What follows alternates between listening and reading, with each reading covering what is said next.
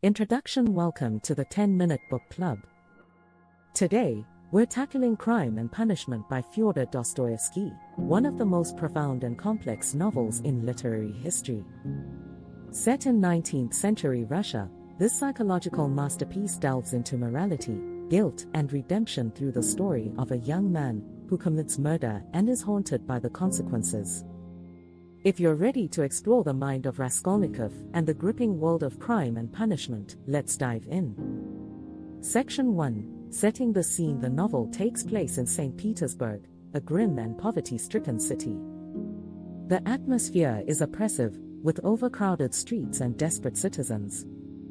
It's in this bleak setting that we meet the protagonist, Rodion Raskolnikov, a former law student who has been forced to drop out due to poverty.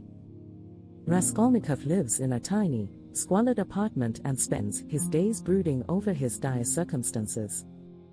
He's intelligent but increasingly detached from society, consumed by a dangerous idea that extraordinary people have the right to commit crimes if it serves a greater purpose. This belief becomes the foundation for his internal struggle and sets the stage for the central conflict of the novel.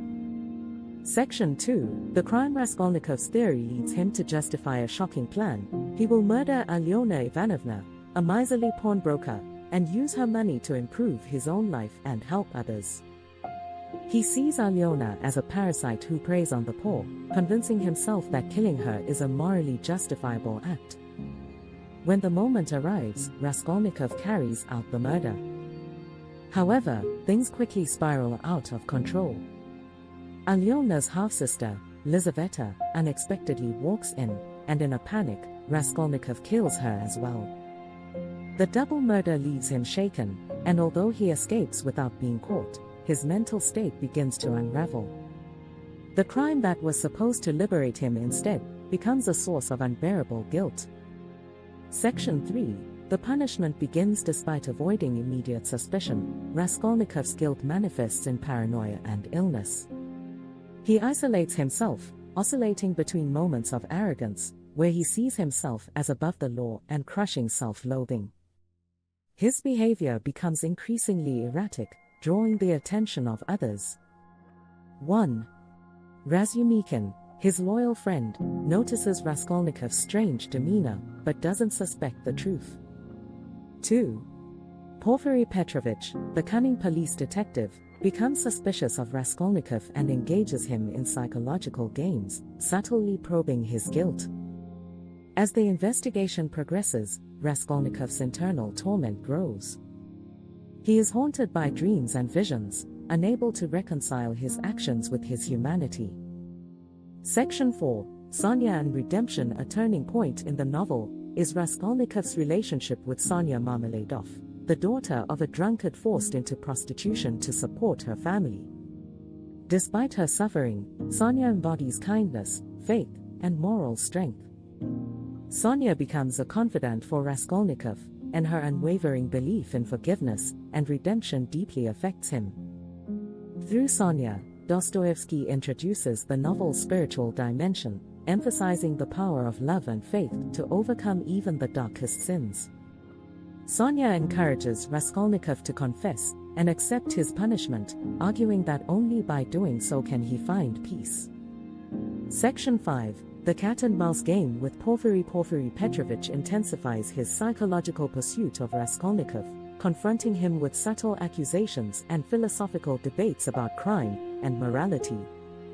In a series of tense exchanges, Porfiry suggests that guilt is an inevitable consequence of crime and that Raskolnikov's mental anguish will eventually force him to confess.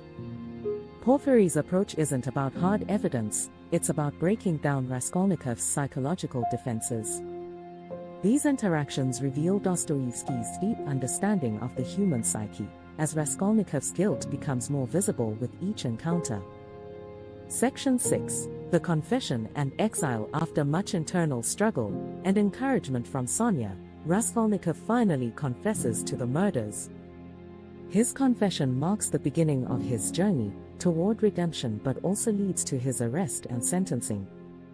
Raskolnikov is sent to a labor camp in Siberia, where he faces the harsh consequences of his actions.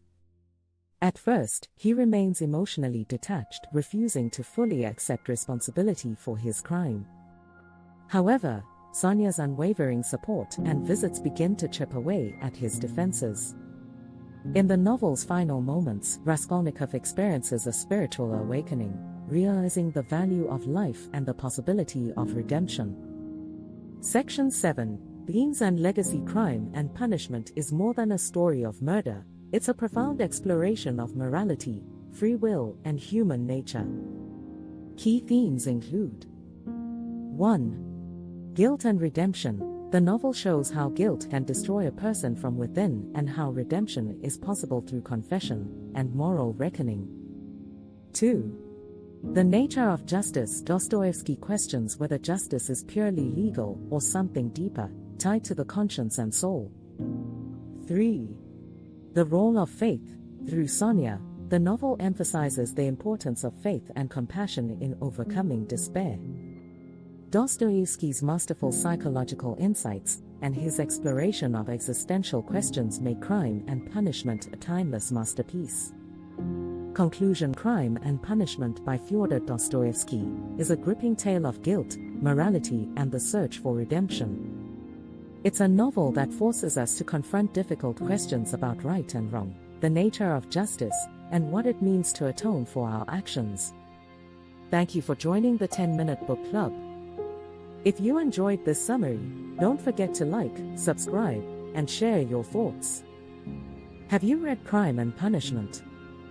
What did you think of Raskolnikov's journey? Let us know in the comments, and we'll see you next time.